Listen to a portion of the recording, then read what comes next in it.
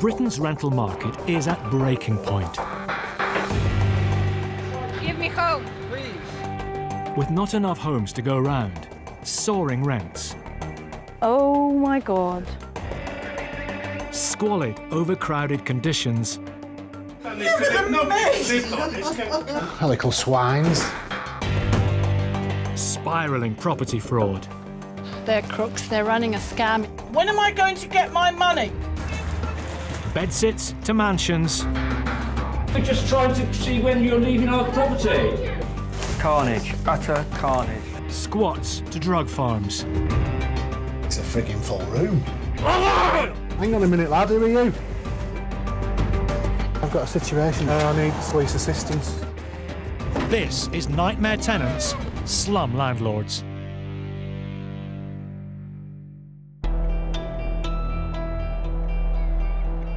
Ten years of austerity have taken their toll on social services across Britain. Vulnerable tenants don't always get the support they need, leaving those on the front line of the rental market sometimes having to pick up the pieces.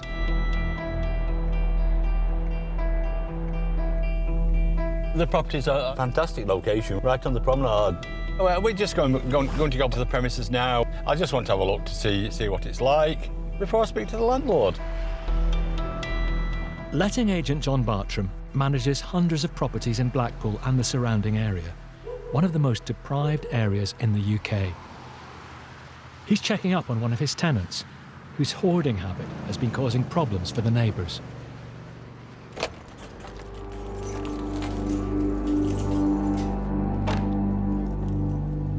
Oh, bloody hell. I don't really want to go in here. Absolutely atrocious. The tenant, an unemployed woman on benefits, is out at an appointment, but it's clear her hoarding is becoming more extreme. Oh, there's a chicken that's been there defrosting. The smell is horrendous, absolutely horrendous. I have never, ever, in all the years that I have been in the game, seen anything like this.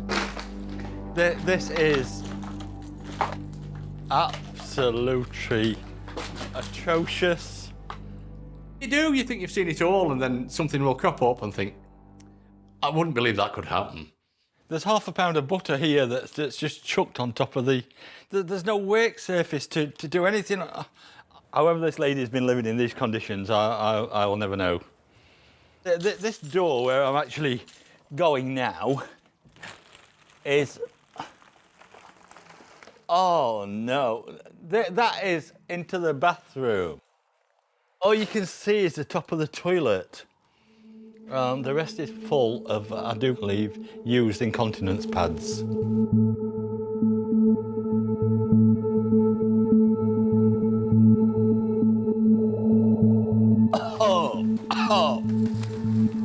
The flat has become a health hazard, so John needs to get it cleared as soon as possible. I'm going to call the rubbish people to see, let them poke their head in to just give us a quote, then I can speak to the landlord about getting this clear. I don't think they'll have seen anything like this whatsoever. Honestly, absolutely nothing like this. And the premises at the moment, it's the first time I've actually been in since, oh Christ, it's horrendous. Do you think you could call into this premises and have a look for me, please, to get me a price to get it clear? I'll come down now. In the game over the years, we've seen all sorts. We've seen dead bodies, we've seen places full of dog feces, we've seen places full of rubbish. But saying that, you still live and learn. There's always new issues crop up, and you think, that could never happen, but it does. Hiya, mate. Thanks for coming, pal. Hiya, pal. John's clean-up team arrived to assess the damage. God knows how it's gone like this. Wow. I just can't believe what I'm seeing in here. I don't actually could live in a condition like this, but on behalf of the landlord, we've got to get a price to agree so we can actually get it all cleared before rats start appearing, basically. I just can't believe it's got like this in in 3 months since we last did an inspection on here. 37.5, 300 quid, yeah. Yeah, I think, you know, about £300 worth of rubbish, like you say. The rubbish removal is just the beginning. John reckons it's going to cost around £6,000 to get the property fixed up. What I'll have to do now, of course, is go back and speak to the landlord and I'll give him the shock. And John has another problem. What to do about the clearly vulnerable tenant, as she will need to be moved to another property. We're having to act as a social worker. The authorities are that stretched. You know, they can't get around to these people. I don't think there's the support that these people need. It's either that or these people don't know where to go for support.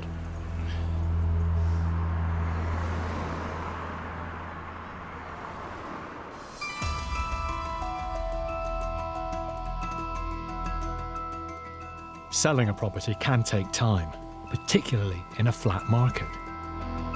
This can mean leaving it empty, making it vulnerable to unwelcome visitors.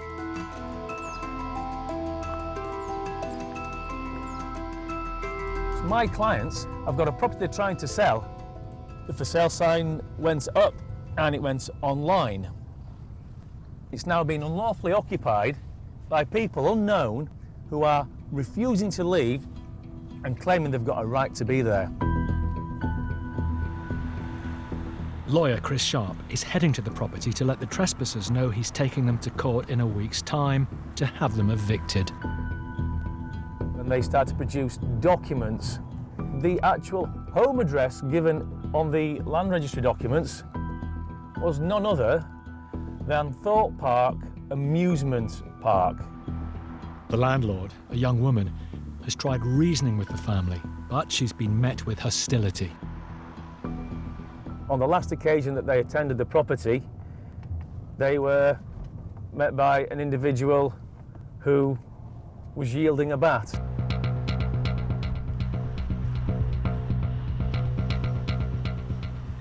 We can get them out. There's always a potential for confrontation, and but any powder keg like that can go up with the slightest spark. Hello. Hi. We're here on behalf of the landlord. We're here on behalf of the true owners of the property.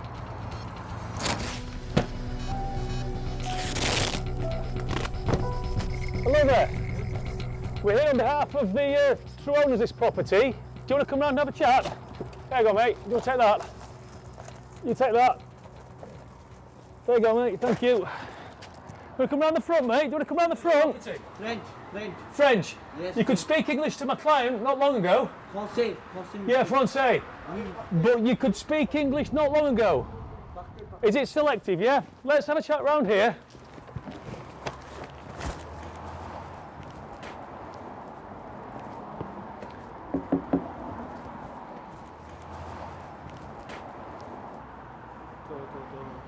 Whoa! We've been here 5 seconds and they're throwing things out the window at us. Hiya, hi. We act for the true owners of the property. Do you know that you've got no right to be here? You call my solicitor, please. There you go.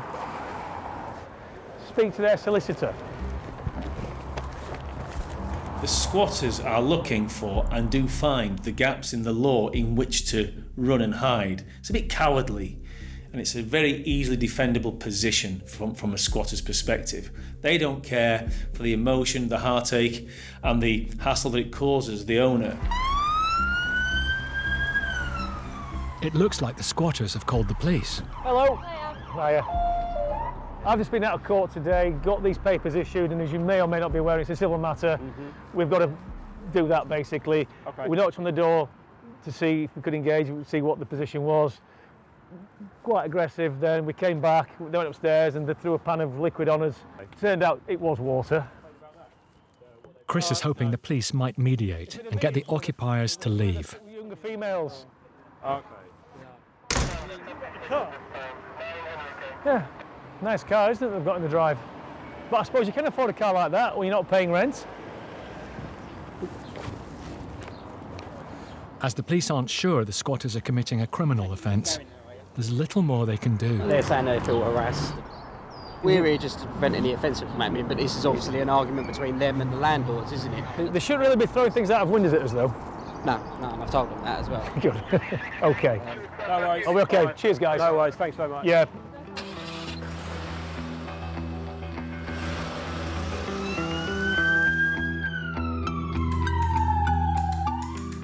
Well, we've done what we need to do. The next step is to go to court in about a week's time and hopefully get the order for possession. Judging by his reception, it looks like Chris may have a battle on his hands to get the squatters out.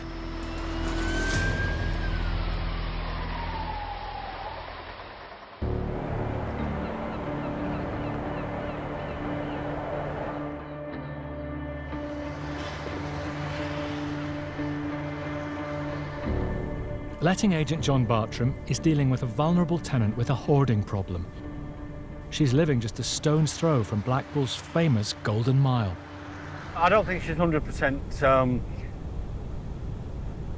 mentally stable, and I don't mean that in a bad way. When I saw how she was living, we've contacted the local authorities. They've actually been to the property this morning, and literally they won't let her live in those conditions. John's agreed to rehouse her, but it's a delicate situation. John's removal men don't know what is rubbish and what the woman considers possessions worth keeping. She's not quite sure on what she wants to take out of the flat. The contractor's phoned us and said, can you call round? And hence that's what we're doing, just calling round to have a quick look, to reassure that everything will be okay, and hopefully we can go forward.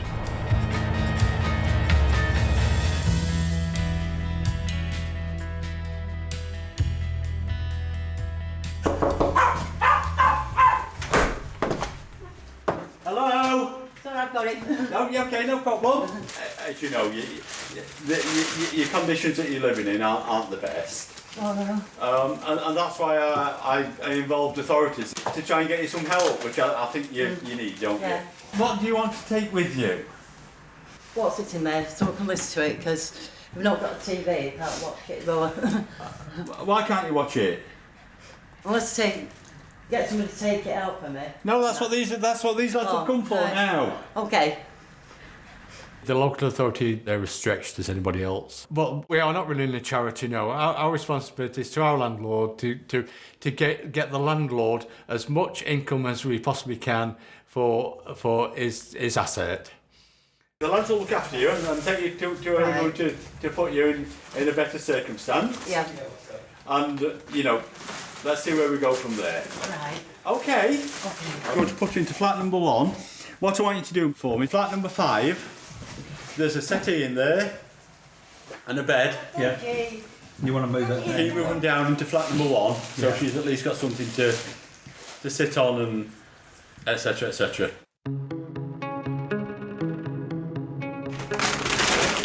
John has found the tenant somewhere else to live, but he's concerned that without help, her hoarding may get worse. We do what we can, but when all's said and done, unless these people are, let's say, put in rehabilitation, which they've got to agree to do, it'll carry on in the same scenario. So everybody's banging their head against brick walls, basically.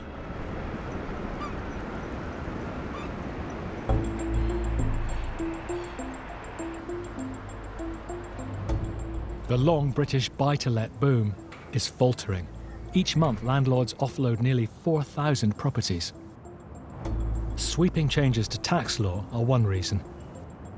Some small landlords are also fed up with the hassle that can come from renting out homes.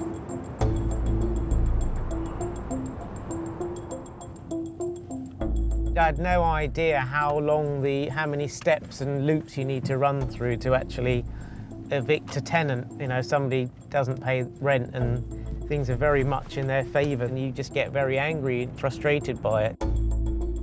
Landlord Ronnie Wallier owns several properties across the southeast of England. Today he's serving notice on a tenant who 5 months ago stopped paying rent. The initial emotion was something like fear, basically, because I've never experienced it and you're almost scared as to what the worst outcome, what the consequences could be. Ronnie's tenant is a young single mum. You know, she was a mother with 2 children. Her previous landlord had sold up their property, so she didn't have anywhere to go. You know, I thought I'd do the right thing and help her out, because obviously she was struggling. Neighbours report that a group of men are also living in the 2-bed flat. Worse still, they may be running a scrap metal business out of the property. So Ronnie decides to check the communal storage areas. There's one at the end there, which looks pretty bad, actually. If I'm, yeah, this has got more of these bicycles, which is a bit suspicious, because outside there were lots of bicycles. You know, this sort of metal stuff like that. You know, looks like a scrap metal they've been telling us about. It does seem to be evidence of being used here as a dumping ground, which is, you know, I don't want that sort of tenant in my place, and it's not good for the neighbours. So definitely need to try and, you know, get this accelerated, this whole eviction notice. Ronnie has called in eviction expert Paul Champlina to help serve the non-paying tenant with a possession order. So we've got a £6,500 rent arrears. She owes you 5 months rent arrears, and obviously for old accounts you're saying there's loads of subletting. You've had lots of aggravation from the council. Exactly. Is that right? That's right. Yeah. Let's go and serve the notice anyway. Yeah. Okay.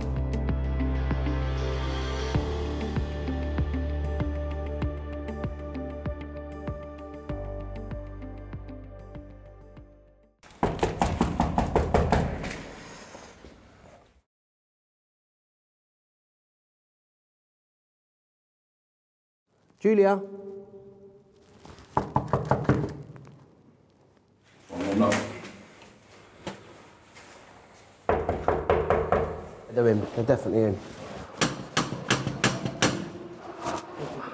There's only one entrance. I saw 4 people in there. I saw the woman, I saw a child, I saw a baby, and I saw the old man.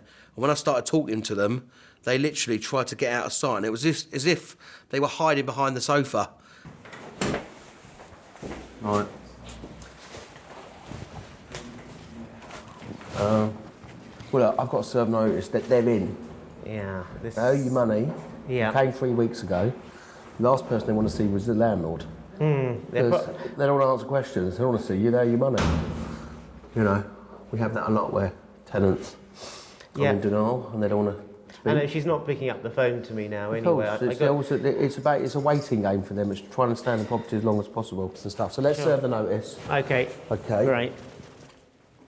They're hiding behind the sofa, I'm sure, somewhere in there. But it's been served. Okay. Moments after Paul and Ronnie depart, a man who seems to be living in the flat appears. He's not one of the named tenants. Why you do the camera? Why, please stop. Why you doing the camera? Okay, now call the police, yeah? Yeah? Yeah? Fucking bastard. If the mysterious man is living in Ronnie's property, he has an even bigger problem. Not only is his legal tenant not paying the rent, but there are subtenants or squatters also living there, who appear to be running a scrap metal business from his property. You feel you've actually lost complete control. You don't even know who the tenant is in your flat anymore, you know, because there were stories of other people living there, and it was actual fear and panic of not knowing and not being in control of the situation.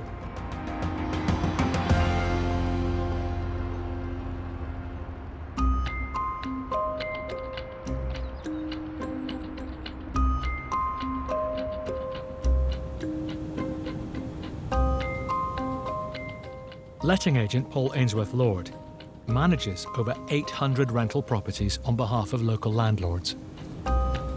So I got a call from one of my landlords who we do a bit of work for. He's got a problem with a tenant. One of his clients, Ian, a gas engineer, is owed nearly £5,000 by his tenant, and he's desperate to get her out. Right, Ian. Hi, Paul. You all right? How you doing? Yeah, come, yeah.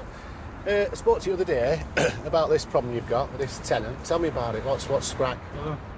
Stop paying.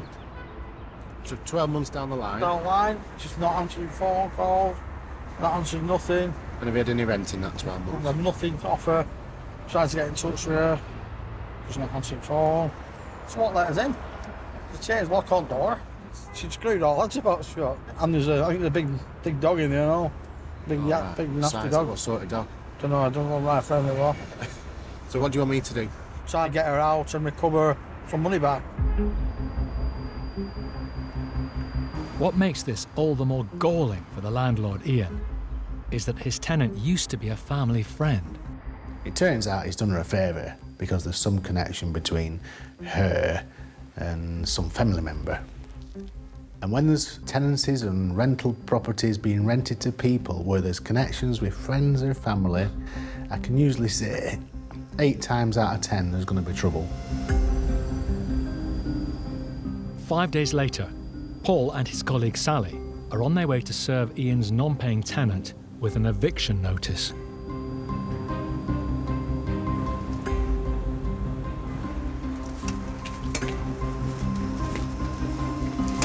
Looks empty. What we're doing is we're just telling them we're going to change the locks. We need them to communicate with us to get a reaction. So we can get talking to it again. We can come to some arrangement that suits everybody and they leave sort of peacefully, you know. Once the penny drops, most people will leave before they get the court paperwork. They realise, hang on, there's something serious that's about to happen. But this one, well, I wasn't sure if she was going to do or not. If, as Paul suspects, the tenant won't go quietly, the landlord will be forced to evict her through the courts, which will cost him yet more time and money. You should always stay clear of family and friends because 9 times out of 10 they're going to shaft you.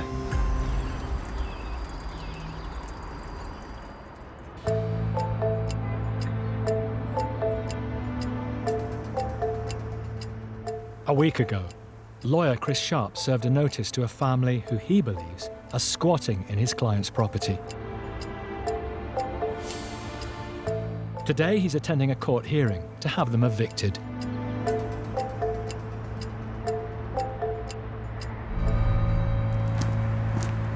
Well, that was a great result for my client. We've got the order for possession forthwith, which means we can get down there, put that order in their hands, and the clock's ticking.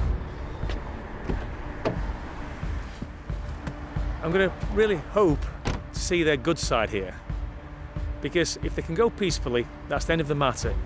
But we've seen what these people are like. Is that likely to happen? I doubt it. I think they're going to kick and fight all the way. Chris must now deliver the court order in person, which informs the family if they stay in the property, they're now breaking the law. Who knows what these people will do, or the lengths they will be prepared to go to remain in that property.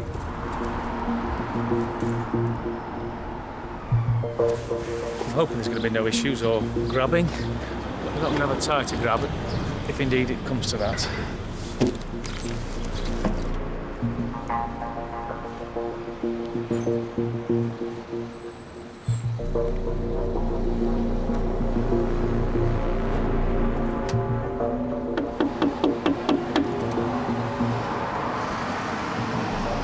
Because they know the law and they know the hoops that you have to go through to get to your end result, they know it's just a game and a play for time. Hello? Anybody home?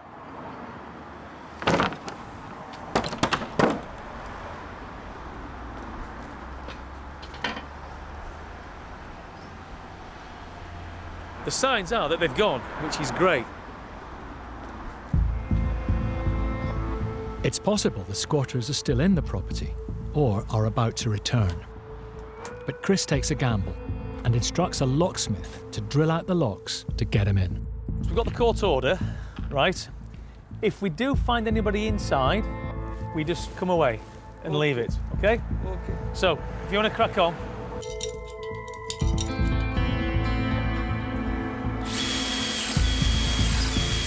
If it's empty, job's done.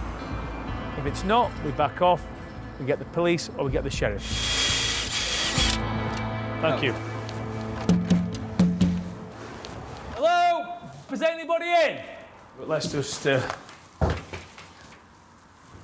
there's nobody in first. Hello? We're coming up. Anybody in? Well, looks empty. That's a result.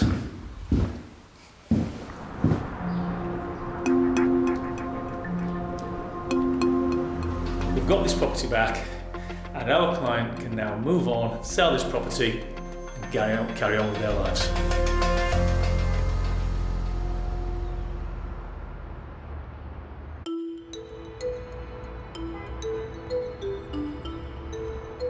Letting agent John Bartram has moved his problem tenant into a new rental property, even though her hoarding habit left her last flat uninhabitable.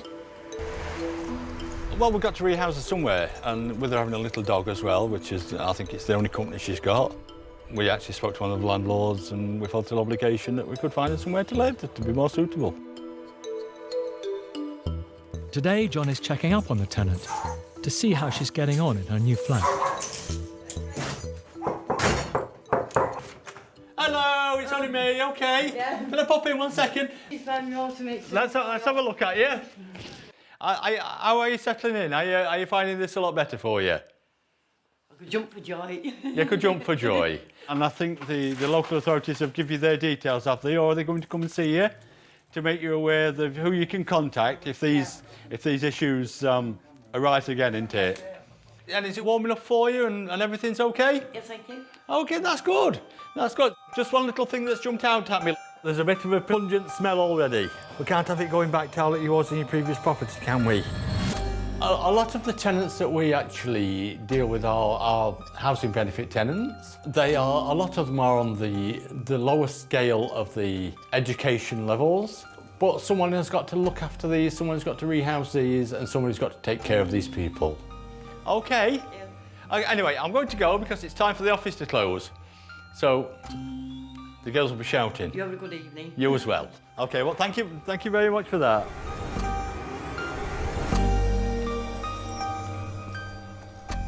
It's a very, very difficult situation. You know, people think a letting agent collects rents, puts people in property, end of the matter.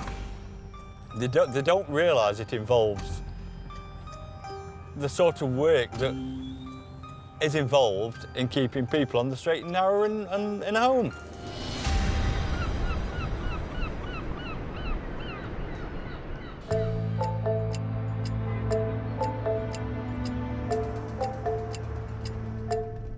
Letting agent Paul Ainsworth Lord is trying to convince a tenant to leave her two-bed terraced house. We've been ringing her, we've wrote to her. We're still not making headway. The tenant, a young mum and family friend of the landlord, hasn't paid a penny in rent for over a year. It looks as though we're going to have to do the court process. They just want her out, really. Paul served her a notice to quit. Today, he's checking to see if she's left.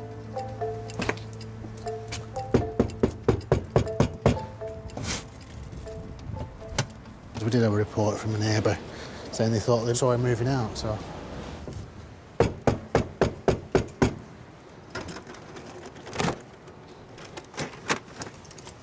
When I'm knocking at a door, if there's no sign of life, I always try the handle. You have to do because, I don't know, they might have fell downstairs and be unconscious. You just never know.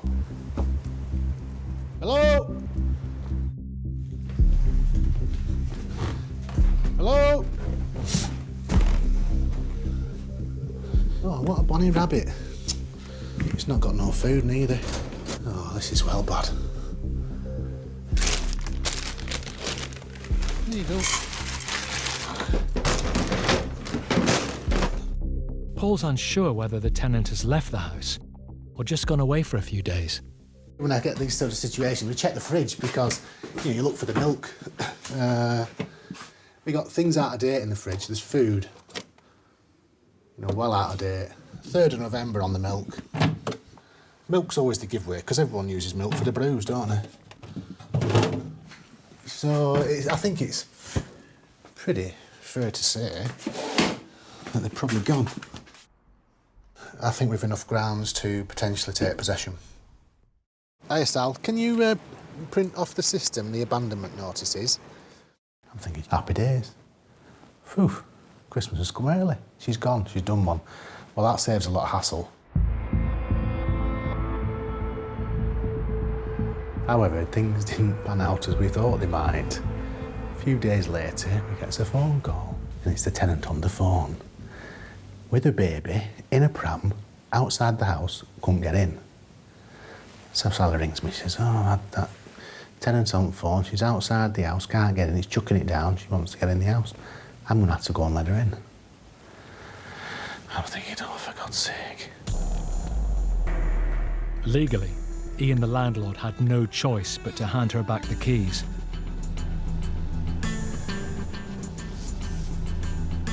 Now, Paul and colleague Sally are returning to the property to make the tenant an offer, hoping to avoid a lengthy court case.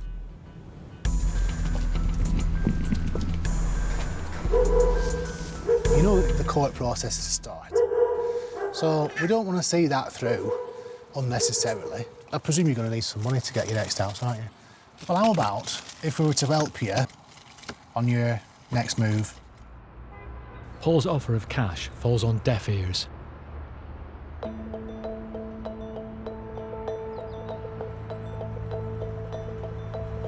Two months later, the landlord decides to cut his losses. Poor guy were at his wit's end, you know, I could see him in his face, the frustration. He'd had enough. He'd had enough well before this point. He just wanted shut. Ian is getting out of the renting game and has sold the property at a discount, with the sitting tenant included. I matched him with a buyer. Buyer's got a good deal. Ian's got rid of his migraine. Because it's not a headache, it's a migraine now.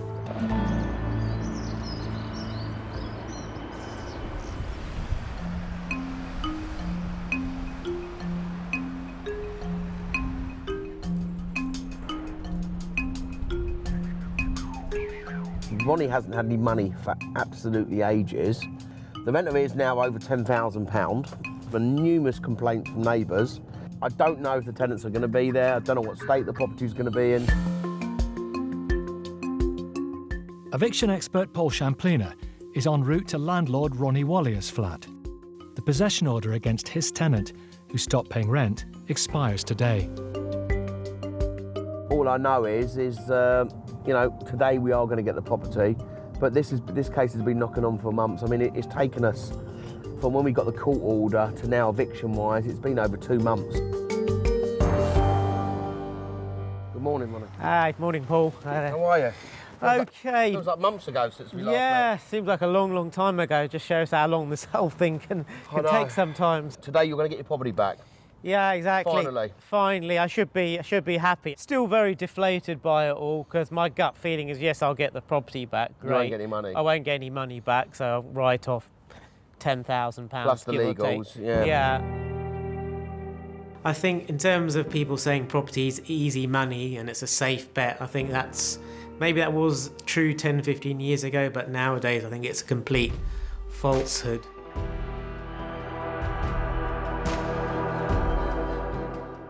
Before they even get to the flat, there's an unwelcome surprise lurking in the communal bin store. Oh, Jesus. What do you mean, this looks like bloody... Was someone sleeping here? Oh, it is grim. It absolutely stinks. It's a complete mess. Thank you very much for your time. Good luck. Thank you, guys. It appears Ronnie's tenants, a mother and her 2 teenage sons, have departed. Oh, jeez, what's this? But it's unlikely they were living here alone. I mean, there were sleep. There could have been 2-3 people sleeping there. Oh my God! Wow. Let's count how many mattresses you've got. You've got 1, 2, 3, 4, 5. So there's 5 mattresses here. Wow. It's at least 5 people, 5 to 6 people living here, and she was the only person on the tenancy agreement. Yeah. Yeah, that's incredible. It's supposed to be just her. God knows how many people were in here. It's tough being a landlord, isn't it? Yeah, not fun at all. Not fun at all. You just feel your heart just sink as you look around and you can just see squalor. You can just see dirty mattresses on the floor, rubbish everywhere, you know, a bit of a pigsty. It just looks like a rubbish tip, except it's your flat. Oof. Oh, God. Bloody hell, look at that. Wow. Supposedly they left at 5:30 this morning. Properlastminute.com. Wow. It's a bit smelly, isn't it? Yeah, that's pretty bad, Nick. Look at that grease. What was the So this was all new. This was only 18 months old, yeah. Right. I got the feeling that Ronnie felt quite betrayed by this tenant. He tried to help her out, and she took advantage of that by not paying a penny's rent in 10 months and running it as a potential scrap metal business. To lose £12,000 for any landlord or any person is just a huge amount of money, especially when you've done nothing wrong or haven't been to blame to start with. That sort of 3 years of rental profit's just gone there. Well, the carpet's all ruined. Yeah, you got to gut the flat. Oh. There's water in the bath. Oh my God, that's disgusting. This is a total refurb, this house. Yeah. This flat. Oh dear. Yeah. I think this specific property and what's gone on has really, it's been the final nail in the coffin, but it's helped me make my decision now. I think that really becoming a landlord is not the way forward for me, and rather than scaling up, I need to scale down and almost eventually exit the market.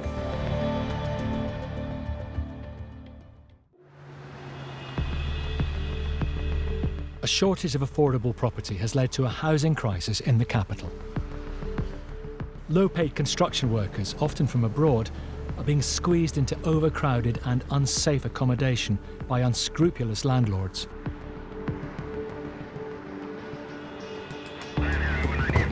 So from our perspective, it's just a question really of making sure that we keep into our zones. In North London, the police and housing council enforcement team are conducting a dawn raid, led by housing officer Herb McGowan. So that we can capture the information as quickly as possible and identify who the head tenant is. Herb McGowan has been investigating cases like these for Brent Council for 25 years, helping vulnerable tenants who live in unsafe conditions and chasing down the slum landlords responsible. I suppose we've got to walk a little bit faster, haven't we? Neighbours report seeing a large number of men coming and going from a 3-bed semi.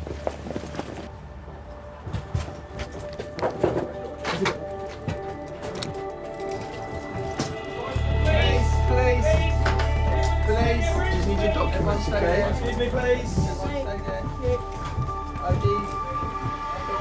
First, officers need to find out how many people are living here. And here we've got how many? 1, 2, 3, 4, 5, 6. So you've got this room under control. Yeah. You can do your compliance check. Yeah, okay. Does anyone speak English in this room? No, no. We've got 11 upstairs total. For the first floor, 11. I haven't gone downstairs yet. And bearing in mind that this is a 3-bed house, the most we'd expect in here would be 5, but there you go. The reality is that the rents across London are unaffordable for people in those types of situations. It's not surprising that people then tend to be crammed into one house together. It looks like every corner of the property has been filled with beds. There's definitely a bed space up there. There's a lot of evidence of smoking up there, so if it caught alight, the whole house is up. There is much more demand than supply at the moment. I really do feel sorry for some of these young guys because they're caught in the crossfire. Downstairs, Herb's colleagues have uncovered more overcrowding. I've just spoken with one guy. He has bed bugs and he says the place is shitty, so he's not happy with living here. The housing officers want to know how much the men are paying and to whom. What about the person that they spoke to, the person that showed them here? They just gave me a first name. They Okay. said they met him there. Okay. They're just sitting on the street and people with vans come and take them for labor. Yeah. So they're getting paid by cash because they are different You're getting paid people. by cash, okay. Yeah. Okay. Right. 40-50 pounds a day. So do they work every day? That's what he says. They don't find every day because they're just waiting for someone to come. So it's like casual labour. Exactly. Yeah, casual labour.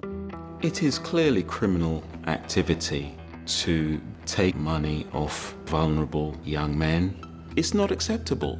How many people normally sleep in this room? Normally 4, but last night 2 more people came from Romania, so they slept 6. Okay, so 6. Okay, so last night there was 6 altogether last night in this room. Tenants in those circumstances can feel a fear of authority, and it's our job to develop trust between us. Whoever is subletting the house is potentially making more than £10,000 a month in profit for an overcrowded property with poor ventilation and no working smoke alarms. Someone's collecting £50 per week per head from them. They're totally unaware of their rights. They're floating about looking for casual labour with a view to paying their extortionate rent. When you walk past there, you smell the smell of urine and waste is quite intense. This is actually detached. They just put it back on. Look. It's okay, nephew. No, it's not okay. It's broken. No, broken. Listen. No, broken, but you ain't broken up. No, good. The floor's totally sort of saturated out here. So it could be a. It could be a problem with the drain, possibly. It'll now be down to Herb and the team to track down whoever is responsible for this shocking case of exploitation. It's not sustainable. I mean, you can't live like this indefinitely. But, you know, deep down they know that. Yeah, they do. And we have no qualms with them at all. Our qualms is with the person who's collecting 50 quid a head and then basically creaming off the profit. The case is ongoing, but the house has been returned to the landlord.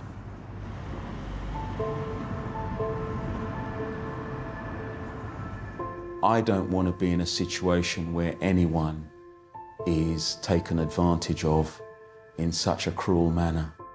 I have to say that that's a very difficult part of the job that I don't think I'll ever get used to. As one human being to another, you know, really we cannot see that and walk by on the other side.